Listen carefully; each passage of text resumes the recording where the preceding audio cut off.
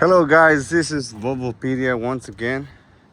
We have a Volvo that was in an accident, and as you can see, the impact is on the right side, right front.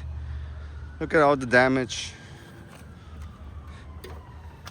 Car came here to the shop, to a dealership. Customer was around 65 years old. He was walking, he was not injured.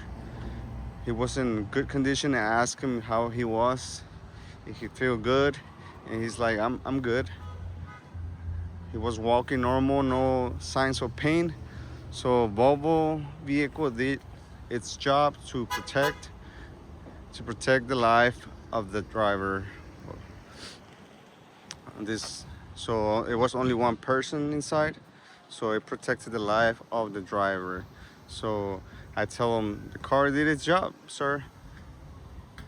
It protects you, and of course Volvo is known for its safety, for to protect the people inside with the reinforced cage.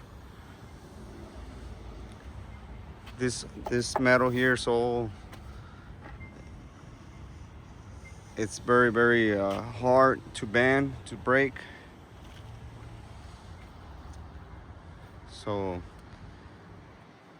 again, the customer or the person, the owner of the vehicle, came out with no injuries after this accident.